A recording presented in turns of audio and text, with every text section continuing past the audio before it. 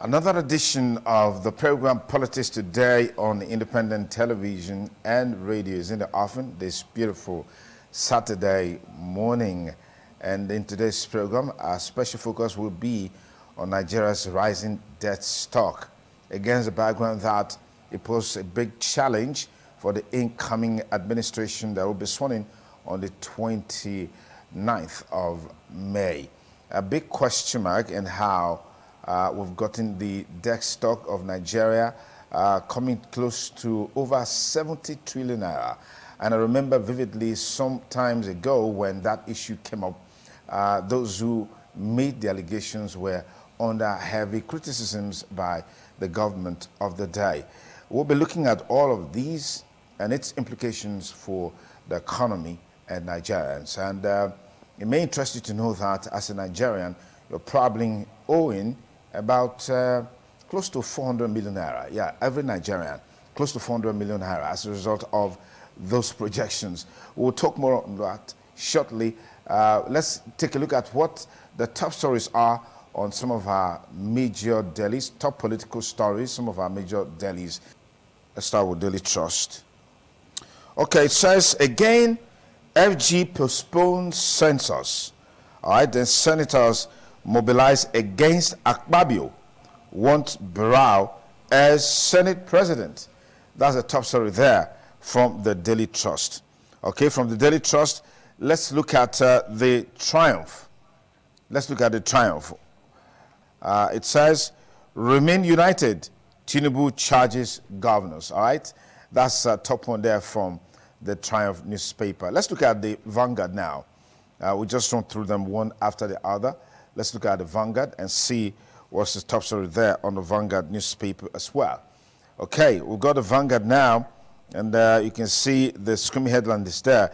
Knocks on Buhari for his what? Right? Knocks on Buhari for his what? If you get a copy of Vanguard, you get more on it. All right? Knocks for Buhari. Knocks on Buhari for his what? All right? If they disturb me in Dara, I will leave for Niger Republic. This was a major talking point some few days ago, even on the show, Politics Today, with what Mr. President said, that if he's disturbed in Nigeria, he will switch, without hesitation to Niger Republic. So it brings to mind the ties that Mr. President has with Daura, with all the projects and all the interest that have been expressed about that country. Okay, let's look at the Guardian. Confusion in Buhari's government over fuel subsidy. All right, confusion in Buhari's government over fuel subsidy. That's on the Saturday Guardian.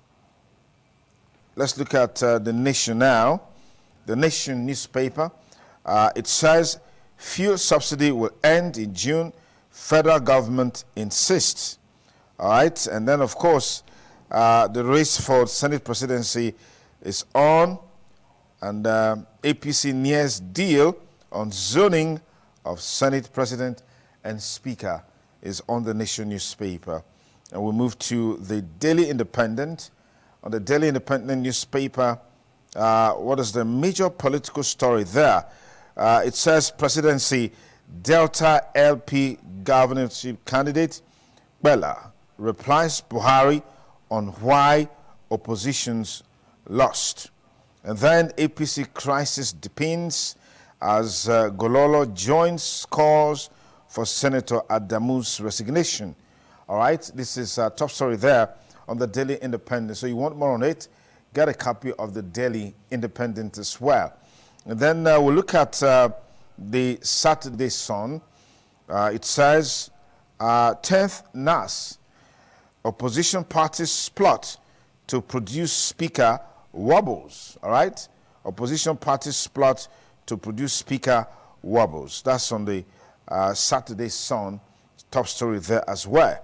As was Batara, Gaji's split lawmakers select, while Kalu deserves to be Senate president, is coming from Wachuku. Okay, we'll just look at this day, we still got this day. What this day is saying, Zainab Ahmed, FG will still remove subsidy, is on this day. And then, of course, we'll look at leadership weekend. Wike Makinde meet Tinubu, say politics is over. It's time for governance. All right? All of these stories you will find on the leadership weekend. Okay, that's much we have on some of the top stories on our political space in major Delhis across the country. And that set the stage for our discussion today on the program Politics Today on independent television and radio. As always, our studio line will be opened so you can call and be part of the conversation. That'll be in the last quarter of the show this lovely Saturday morning. Remember, you can watch us live using any of our social media platforms at ITV Radio NG. You can follow me on my personal Twitter handle at Duke Okosun. And then, of course, you can watch us on our website at www.itvradioNG.com/live. Let's meet our panelists today on the program. Let me thank very specially the program's officer, Foundation for Good Governance and Social Change, Comrade Christopher Ojekere. Chris, thank you for joining us. Thank you. Good morning. We also have with us here in the studio a veteran economist and statistician. I'd like to thank very specially Destiny Owobo for creating the time to be here. Good morning. Good morning. Thank you for having me. Okay. Concerns have been raised about Nigeria's rising debt profile, expected to be over 70 trillion naira in June this year, if the fillers that we're getting are anything to go by. But these are just concerns that have been expressed against the background that from now on, I mean, in recent times, we've seen the federal government going on a borrowing spree. For most people, it is not the borrowing that is the problem.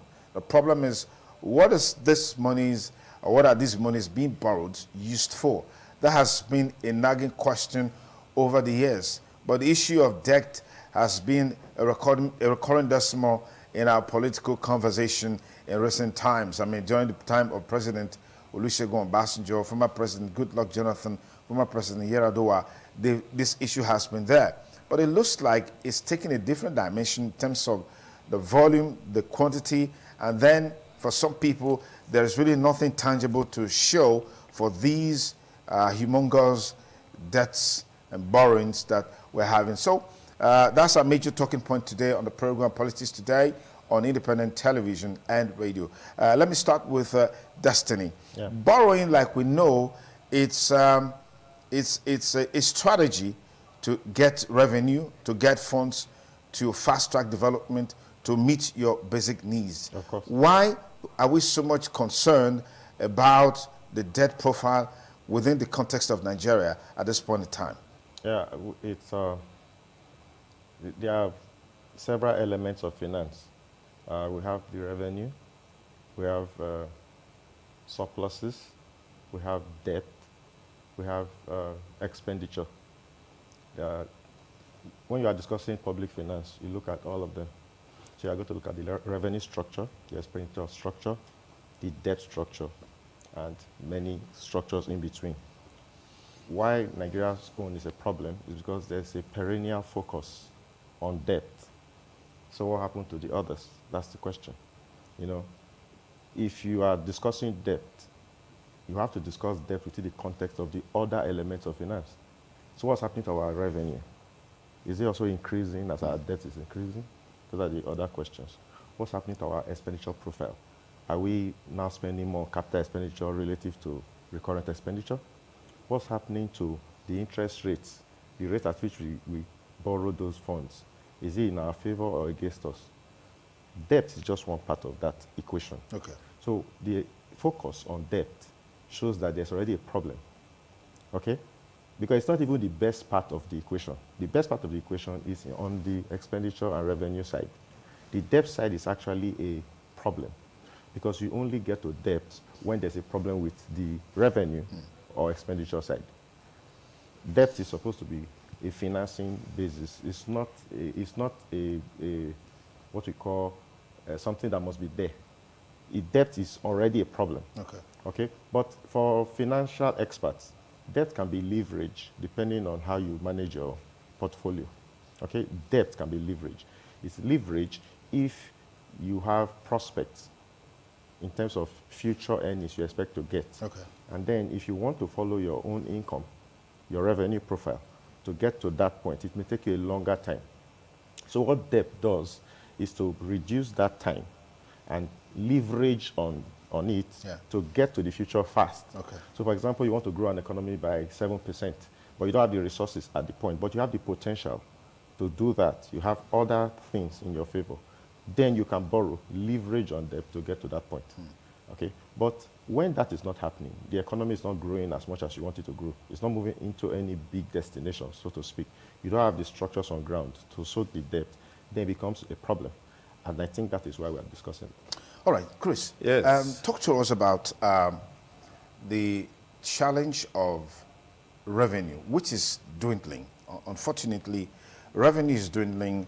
The revenue which is from the oil and gas sector, which is a major revenue earner, is dwindling by virtue of what is happening in the global community.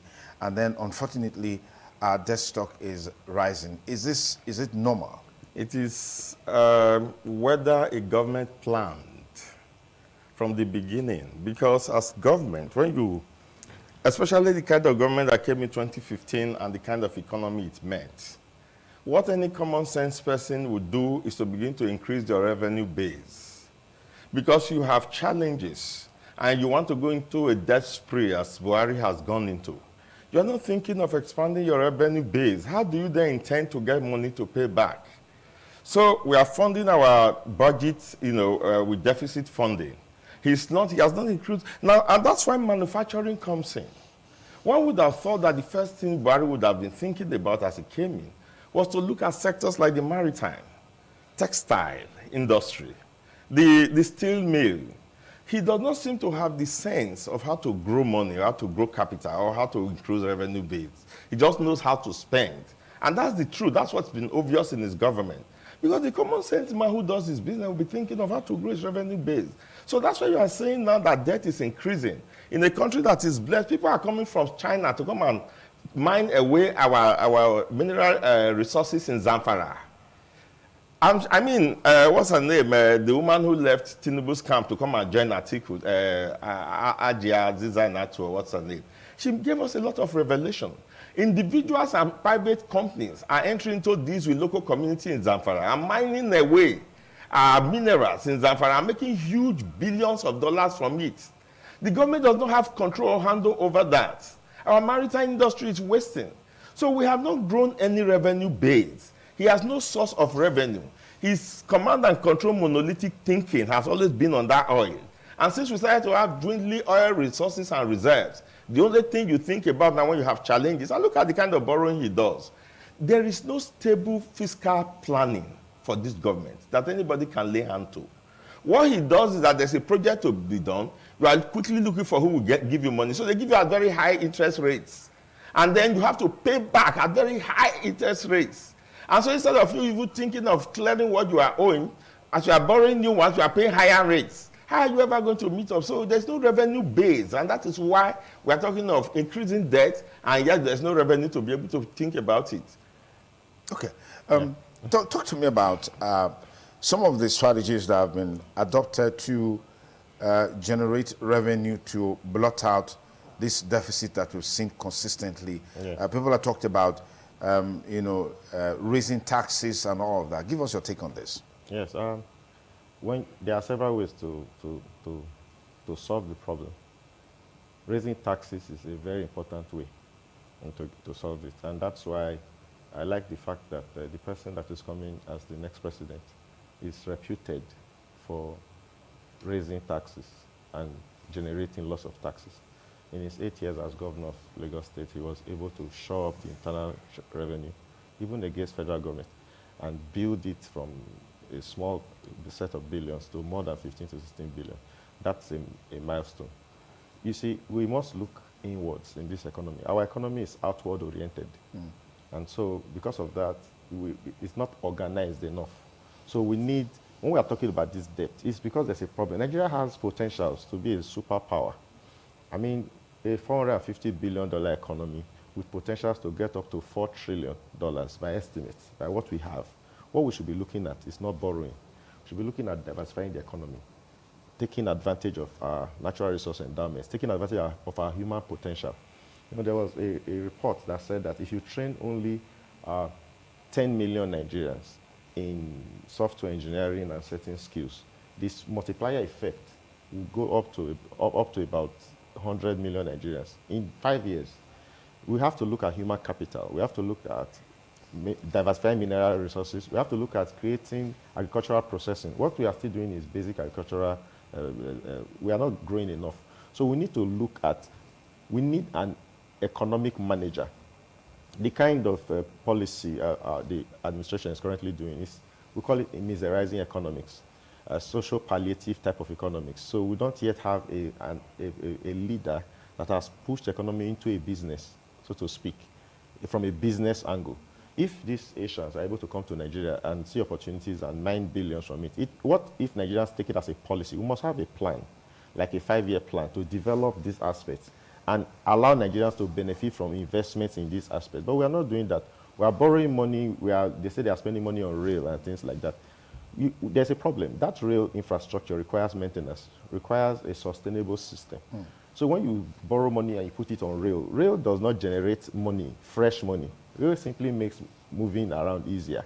But the kind of wealth we need is the one that generates it from source, mineral resources development, human capital development, that can generate future wealth. You know, rail simply maintains wealth. The social palliative is trying to reduce poverty. We call it palliative economics. All we need to do is wealth generation, not poverty reduction. We have tried poverty reduction in 8 years. The poverty has increased from 80-something million to 136 million. We should not be using terms like that, poverty reduction. Something caused the poverty. There's a root cause of the poverty. The root cause of the poverty is that the economy is not organized. We have not yet developed our investment facilities such that we're able to tap into the wealth of this country. Nigeria has no business discussing poverty if we understand what Nigeria is blessed with. Over 40 pure natural resources, 220 million people, one of the brightest people in the world. Some countries do not have the kind of intellect that Nigerians have. Yes. If you want to know, the most educated immigrant groups in the US are Nigerians. Absolutely. Nigerians everywhere in the world, they are one of the best, one of the most educated. So the problem is not the people. The problem is the system. So we need a leader that has a system mentality, that can set up systems that allow people to bring out their best potential. So we should be looking inwards.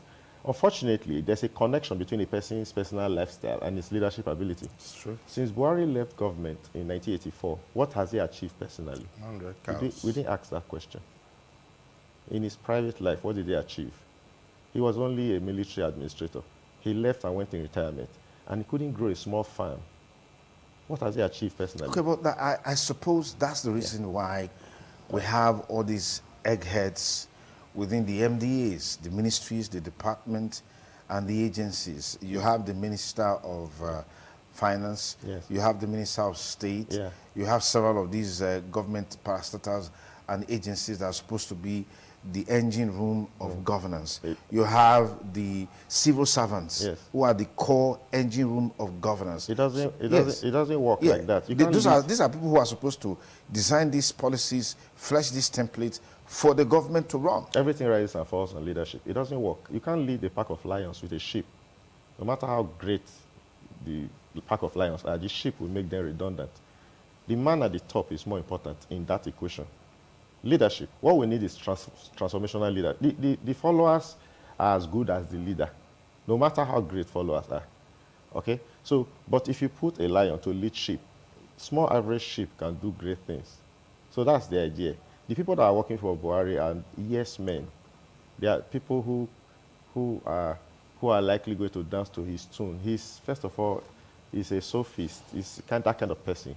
He's not a really aggressive economist, so to speak. He's a stoic military administrator, reputed for his religious leanings and his way of life.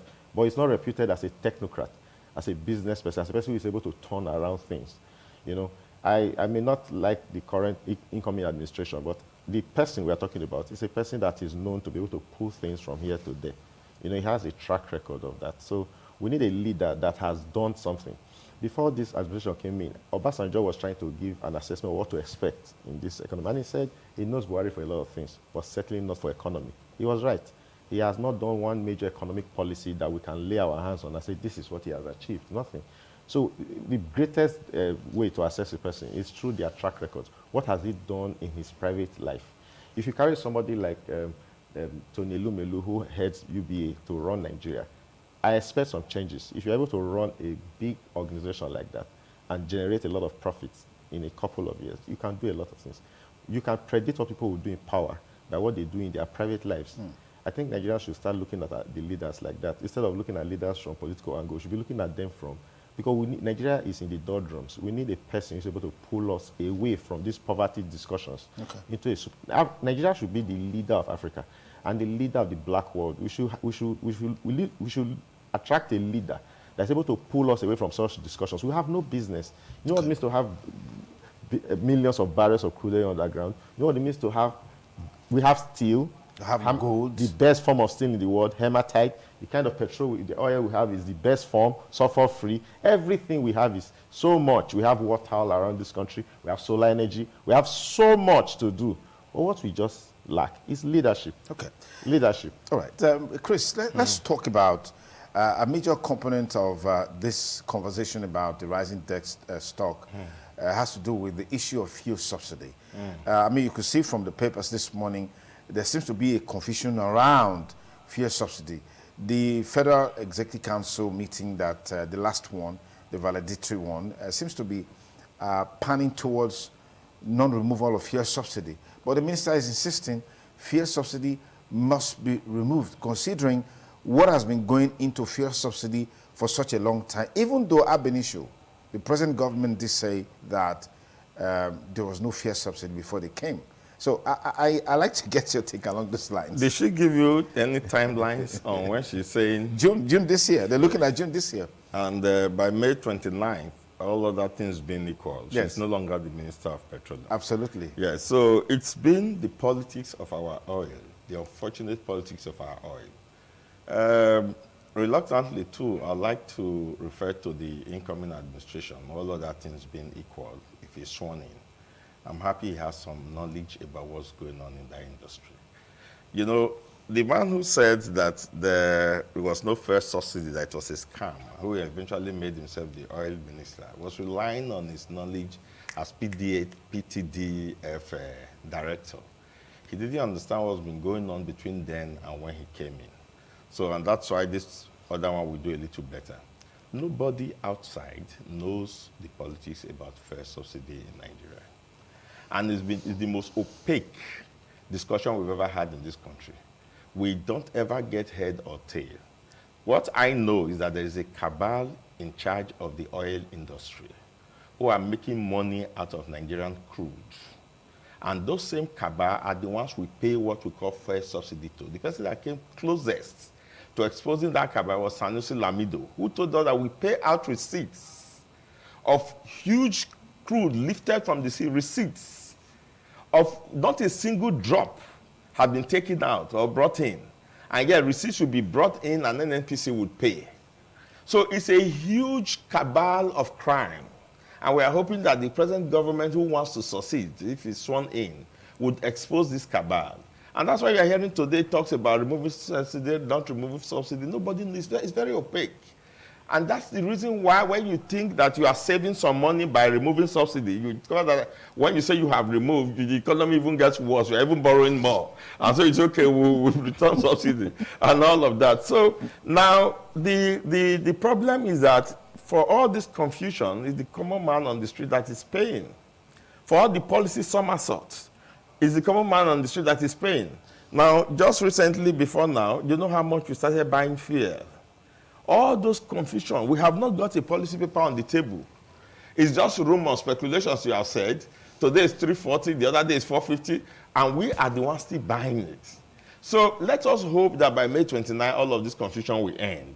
And then we'll have a slight, peer into what is really going on in the oil industry. in trying to now come out with a true economic policy that will be all embracing and taking all of the sector and then tell us what income we expect from each sector and what we can begin to hope as our budget of recovery.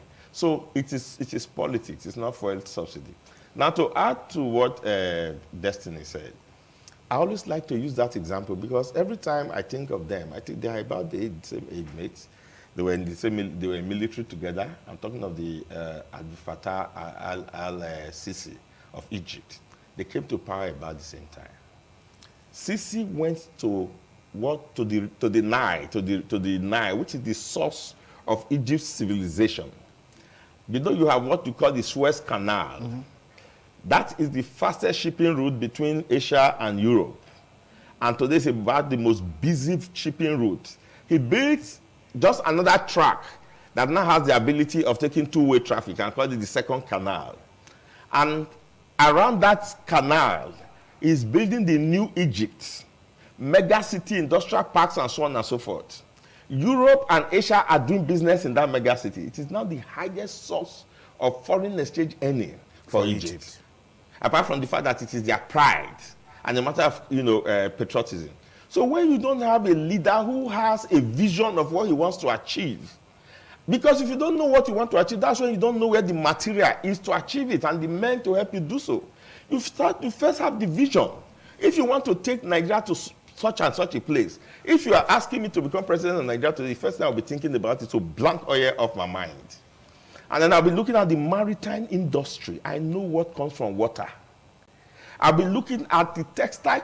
There was a time the textile industry was the highest employer of labor in Nigeria.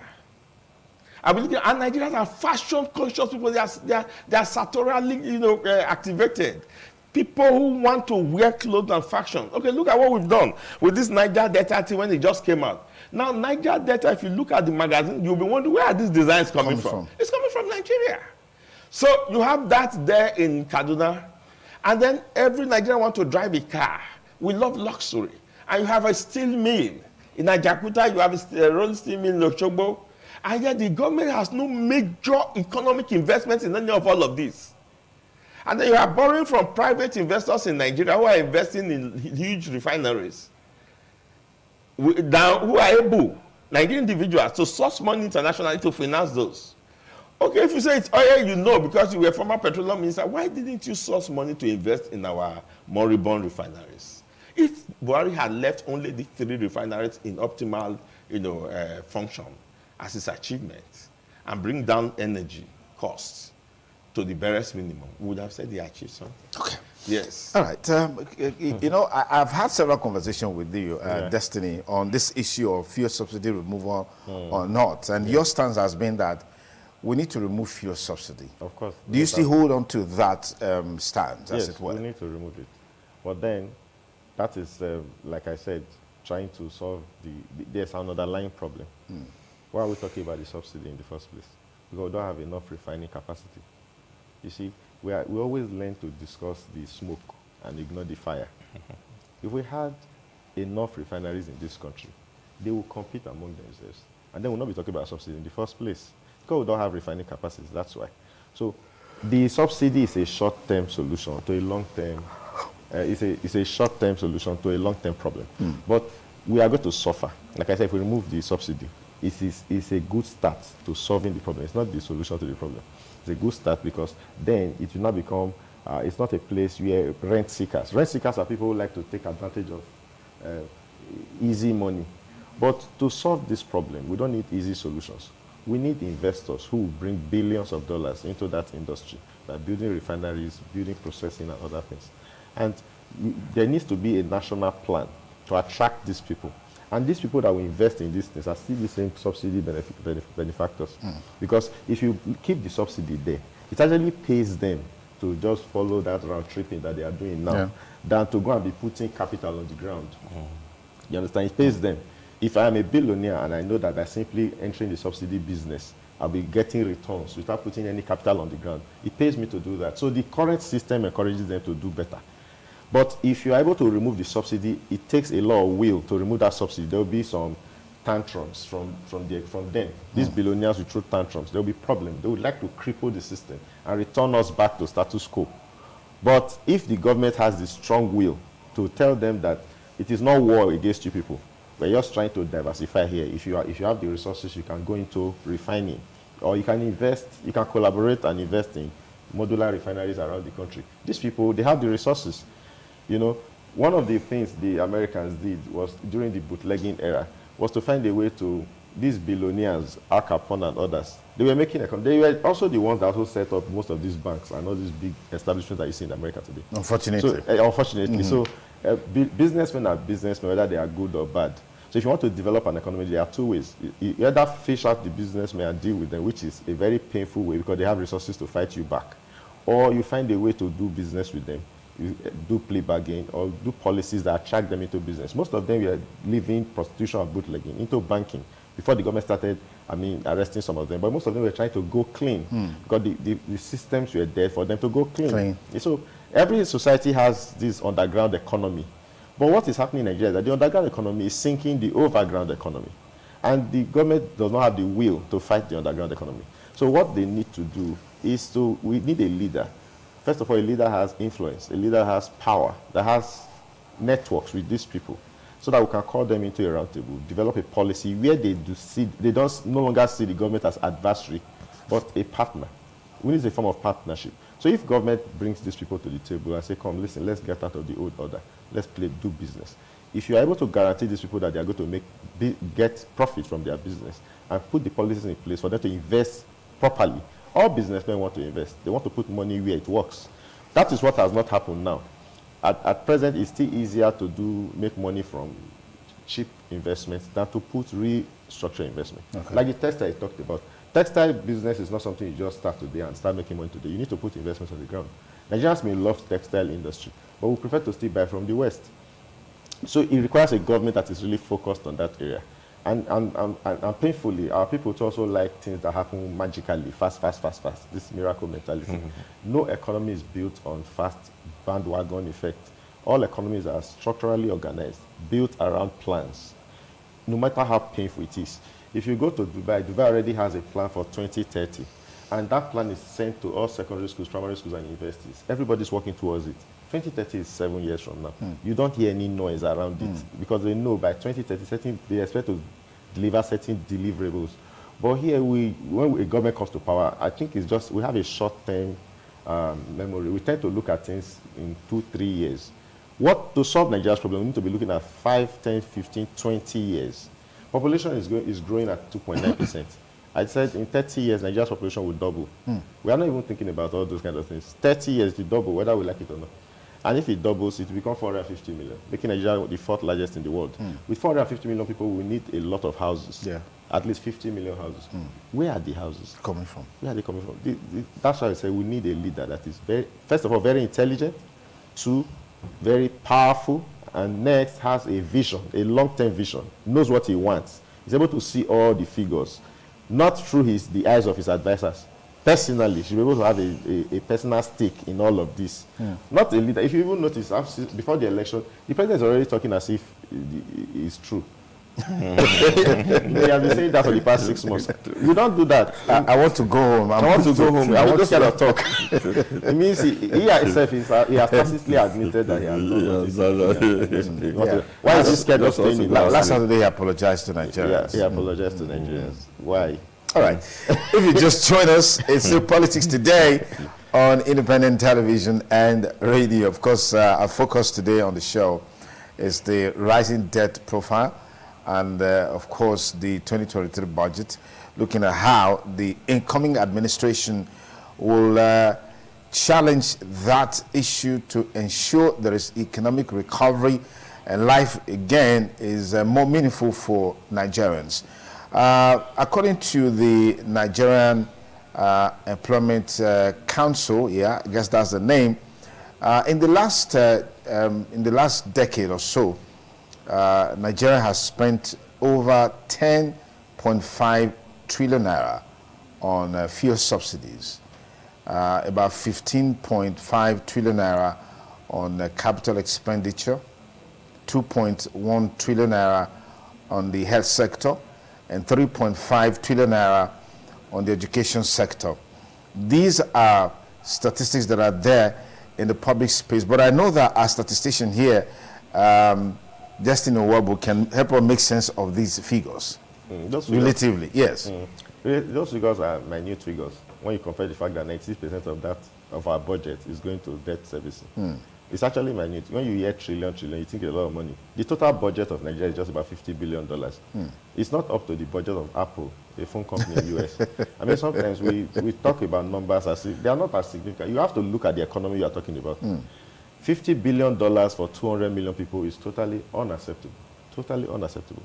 We must stop talking about those 2 trillion. They are not important in the big scheme. They are not. 10 trillion naira for an economy, for health, or for 2.5 trillion for health. We should be spending 20 trillion for health, 30 trillion for defense. Like that, that's how it's supposed to be. Nigeria's budget should be nothing less than $1 billion for the size of this economy.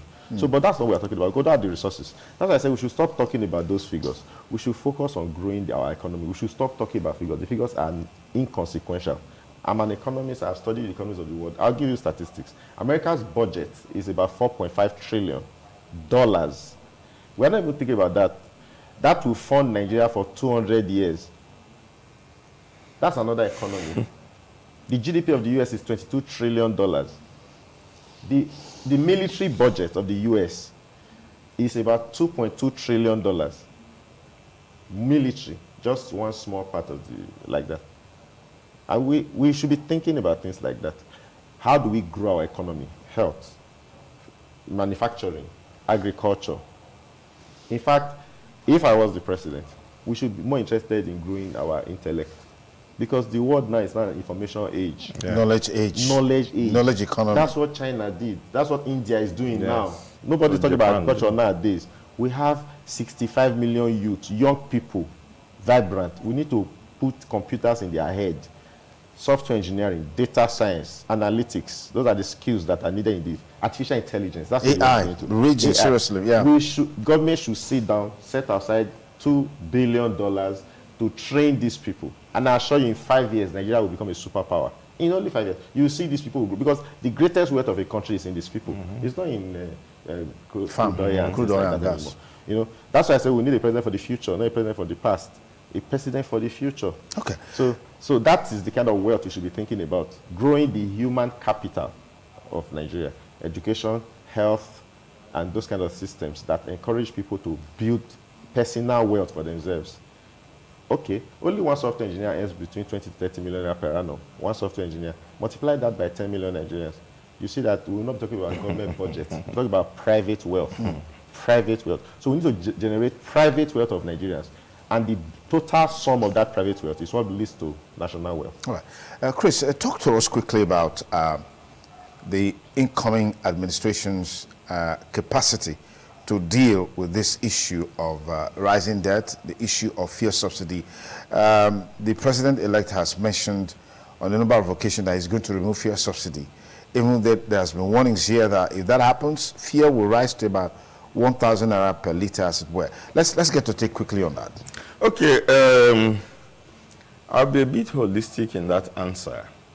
Because and be non-partisan too. Yes, and be non-partisan. Because my problem is how to discuss a man's capabilities and capacity and competence outside of his health. Because if you're talking about building human capital development, for instance, or building human capital, health is the first component. It has to be healthy so that the brain will be working well and fine. It is that functional brain that is able to articulate ideas or understand ideas. So, except I speak on the assumption that he's healthy enough, and I'm speaking objectively, to be able to deal with the problem. That's the issue some of us have. If not, we don't have a problem with his antecedents. I mean, even the way he had started, as soon as he got his ticket the other day, he went to visit Elumelu in the house, and Elumelu was very happy to put that on social media. He started making connections, telling you that he knows where the money of the economy is and what he needs to coordinate to get the economy going.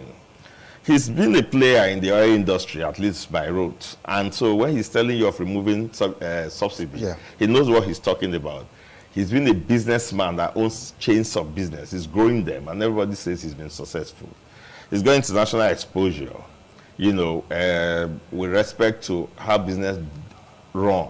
In fact, I'm also aware of some of his investments, even in the British economy. Yeah. So it tells you that he's a player, he's a global player, he's a local player, he's intelligent. But the question of being able to be coordinated enough, because you see, you have a country where if you want to deal with an economic issue, you find yourself immediately, simultaneously on the same issue. You are dealing with the political issue and you are dealing with cultural issue. If case not, you are dealing with the religious issue. And all of these are introduced by detractors just to make sure they confuse this issue so that you are not able to articulate properly to the general public what you are dealing with. You just find the issue lost in the grammar of Nigerian politics, so to speak. So you need somebody who is sound upstairs and who is healthy enough and who says, look, I'm going to remove subsidy. And he goes for it. He knows those he has spoken to, you know, at the back end. And then he knows what deals he has struck. And then he goes for it and he pursues that policy to the end and succeeds in it. And Nigeria success works here like magic. The moment you succeed in one policy, Buhari was almost going to win us. When he came up with his 3 agenda of the economy, security, and all that, and then he appointed the first, you know, security chiefs, and then asked the man to relocate to Baduguri and all of that, was almost going to win us. Until we realized that it's just the same merry-go-round again. And then he lost us, and that's how Nigerian is. Once you succeed in one of your policies, you have got the buy-ins of Nigerians on you, irrespective of what was the political climate before you came in. So we are hoping that, number 2, what do you call it, competence that he has, is that he's able to identify talents. He's able to identify talents who will do the job around him. And that's where he is different. We were talking just now about leadership and how, whether leadership, Obasanjo said, I have special advisors, but I don't have to listen to them. Now, the man, Obasanjo, and the man who is living there came from the same training. It's command and control. But Buhari came, the president who is coming in and comes from where you have to frustrate, where you have to engage, where you have to, you know, meet me halfway for us to be able to achieve what we want to achieve. So, such ones listen to his advisors. Because he has advisors who are experts in their choosing areas, and they can sit down together and then after a good debate, come out with a policy which everybody is going to stand with. So, let us hope that God will give him enough health. We are praying for him. That he will have enough health to be able to stand through all of this rigor. If God answers our prayers, and we are hoping God will answer our prayer, then I think we have a lot of activities to expect between now and the next couple of months after swearing. Okay, just before we open the lines, I'd like to get your take on the capacity and ability to face these challenges head on, against the background of the reservoir of knowledge, talent, professional persons spread across all over the world in terms of dealing with this. I hear people say, look, with the way the world is structured right now, nothing is really new. If you want to find a solution to a particular problem, someone somewhere has already used whatever is available to find a solution to that problem. You just probably copy it and paste. Or maybe sometimes you do a little bit of modification to suit your own purpose, and then you can have the solution. Yes. So in capacity, I don't doubt the capacity of the incoming president. I don't at all. I've been able to study impassionately. I didn't vote for him in the last election, but as a person, impassionately, I've been able to study his antecedents. Like I said, I expect certain things. I've written about it. I expect certain things from him. You know, in terms of the economy, there's going to be a serious turnaround because he has a record of doing things. In fact, most of the things you see states do in this country, we're copying his model in Lagos State. The BROT system, the aggressive tax drive that most states are doing internally. He was the champion of such things. He knows how to work with intelligent people. A man who's schooled in the US must be different. You know, these are pragmatic scholars. So if you have an accounting degree in University of Chicago, you must be able to understand how to develop a system and build it. But the only problem I may have with him is when it comes to this cabal syndrome. It's very good. His politics is that kind of brotherly kind of politics, influence peddling and things like that. So we expect that. But on the economy, I'm very certain that the economy will take a different move. We may not like the move he's taking, but certainly he knows how to get what he wants Okay, so there will be some change in that area. He has the ability to negotiate with people. If you see the way he did his politics, he has great negotiation skills. So he has great strategic thinking. He's not afraid to offend the people. In fact, his Muslim ticket and sticking to it alone shows that he's not a man that can easily just fret. I mean, choosing not to listen to the whole Christian community, it shows he knows what he wanted. His running mate, he chose it strategically. It didn't matter whether it was religion or not. He stood by it and said he was going for Muslim. Even when the politics of this country did not support that decision, he must have thought about it very well. He needed these millions of votes, and he went for it against popular opinion from the West. Yeah. I've been studying his moves. He's more of a strategic thinker. And when you are a strategic thinker, we expect better things from you. Okay. So I expect some quick wins, but larger wins over the 4-year period. That's what I expect. Yeah. Okay, let's get our studio line open so you can also have an opportunity to be part of the discussion today on the program Politics Today on independent television and radio. 08077770300. That's our studio number. Hello, caller. Good morning. Tell us your name and where you're calling us from. Good morning, caller. Good morning, Pastor. Yes, talk to us, Soniga Dosa. Yes, go ahead. I'm very sure you are not at Saple Road today. Go ahead, please. I'm inside the house. All right, go ahead. Thank you very much. I want to say that sincerely, I'd like to dwell on the issue of the headlines that you read about Mr. Buhari. That if we disturb him, he will go to jail. That thing is very important to me because I remember when you were dealing with this issue, even though we have missed you from the Wednesday program for some time now. Sorry to say that happy celebration 26th year anniversary. Thank you. I know I gave a charge to ITV that ITV will be on every state of transition. They become a network center. Amen. And when I said at that time, it was also late in it. I'm glad that Abuja have joined. Yeah. And I'm also hoping that Lagos will join the before that state. I haven't said that now. We said before that what is the viability of the rail station from Nigeria to Niger? How come Nigeria will be buying refined products from Niger? We needed to know why order was going on. But you can see now that our president, who was the military head of state, now celebrated amiable head of state, president of Nigeria. He's thinking of if he's disturbed, he will go to Niger. I think it's a question we need to ask. If you look at the formation of politics in Nigeria, we are not concerned about where we are right now. We must recognize that we have a problem. We have a problem because the circular that came out that they are no longer going to remove subsidy. It came out from the presidency. You know, you have the president and you have the presidency. Now, he came out from there, and now they are repeating that claim that he didn't say that, and it's sacrosanct. Now, he seems that we have not recognized that we have a problem.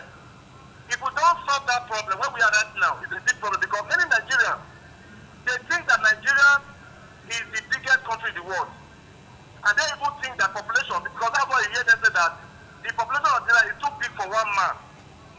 Then I ask people, China is already over 1 billion. India is over 1 billion, governed by one president. If you look at the 64 nation country of Africa, is governed by 54 presidents. And you also find out that put together, the total population of Africa put together is not up to 1.4 billion. And yet we are still having this problem. It is time to look inward. Let's recognize that we have a problem. Okay. Then how do we solve the problem? Until we ask the how. That's why you ask the question. You know, you ask the question for your program. Where are we going? We need to know where we are going. Quo vadis. Because a man wrote a book. If you do not know, if you have it, a road without address. The man wrote a book, titled it, a road without address. And if you do not have address where you are going, like your celebrated award we always say, you always talk about figures. I watch him on Flipside and all that. Not that we have an idea where we are going. We have not started, and the more people are suffering, people are speaking this way that people are already in the bank. We must have a policy. We must have an idea of where we are going. Until what people are put together, We are deceiving ourselves because the government will not be able to define the kind of drugs that we need as a country. Okay. Thank you, God bless Nigeria. Thank you, Sonny Yadosa. Always a delight to get your perspectives on this program.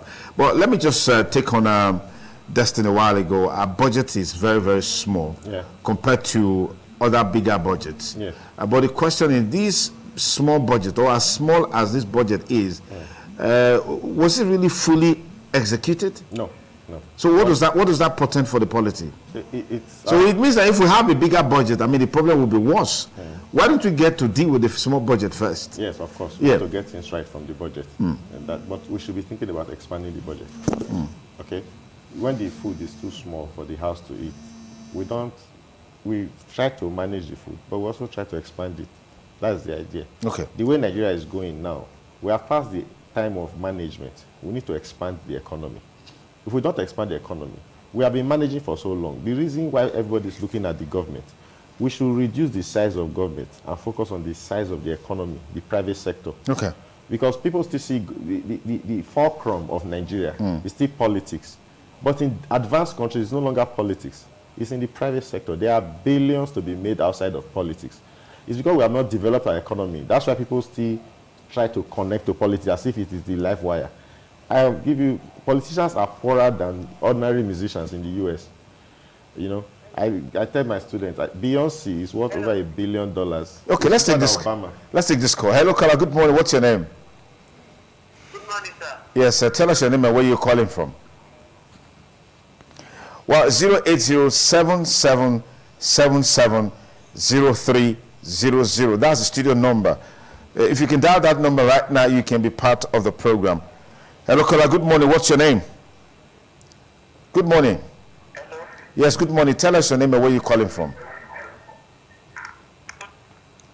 08077770377. Sorry, 08077770300. That's the studio number. Good morning, caller. What's your name and where are you calling from? Hello, good morning. Please turn down the audio level on your television or radio. Hello. Yes, good morning. What's your name? Well, we have a bit of a challenge there. So you were talking about Beyonce being richer than Obama. Yes, I meant it. A singer who does all these single ladies. She's richer than Obama. She's worth over $1 billion. Yes. Her husband, a rapper, Yes. is worth over $1 billion. Yes. These people don't talk about politics. When you make money in the economy, you don't talk about politics. Politics is for serious-minded people who want to really cause change. But here, politics is for people who want to be rich. It's wrong. That's not the reason for politics. So if we develop our economy, imagine Dangote is richer than most African economies, one Nigerian. Imagine creating 50 Dangotes in Nigeria in the next 5 years or 10 years. So if Nigerians develop their private capacities, we will not be fighting for politics. There will be no need to try to steal ballot box to rig elections because it's not worth it. All right. Hello, caller. Good morning. Good morning, caller. What's your name? My name is Mr. Idris Aliyu. Please go ahead. You know, in your program, the other day, how many years and that's treatment, 20 years and that's treatment, right? We say, where are we going? People are asking, where are we going? I believe that question is a good question we're supposed to sit down and ask ourselves, all of us ask ourselves. You see, Mr. President say, where are we going? We are going to Niger. Niger is our country. We are going far away from them. If Nigeria is good, why can't we stay in Nigeria instead of that they are going to stay in Lagos, are going to stay in Abuja, or are going to stay? Why are we going to Niger? Mr. President has not categorically said he's going to Niger Republic. What he said, and I quote him, is that if he's disturbed, when he said he's eager to go to Daura, his home state. I mean, we see him there during the election. We saw him there during the election. But he's saying that if we don't allow him to have peace there, he will just gingerly go to Niger Republic. What kind of peace are we talking? Okay, you have children, you need to. You have children, you have a wife. You are telling your children that you stop in this house, you run and leave them in this house. Is it possible? Okay, that's the most you can take care. Chris, final word from you, parting words. Yes. from the reactions we are getting, I think we are happy that May 29 is just by the corner. Yeah. There are some flippancy that shouldn't come out from those who lead nations in serious situations and times like this. You know, sometimes they don't know the implications. So it just shows the attitude between the Iran government. They don't know they can't feel the mood of the nation and the mood of its people. And so he has said it before that he has cousins from Niger Republic. I mean, history has said that the mother is from Maradi. Yeah. So what he said is that he will go back to part of his country. Wish him safe journey. All right. Let's see if we can take this very last call. Hello, caller. Good morning. Good morning, sir. Please tell us your name and where you're calling from. My name is Moshood Abiola. I'm calling from the Unica. All right, Moshood Abiola. Please go ahead. Please, this regime would all finish. So, at least all of us won't survive, and this country is supposed to give us a certificate of competence. I'm telling you, we don't know that this kind of regime again. Amen. That is my contribution. Thank you, sir. All right, thank you very much, Moshood Abiola. That with what we have gone through in this country, we should be giving certificate of competence.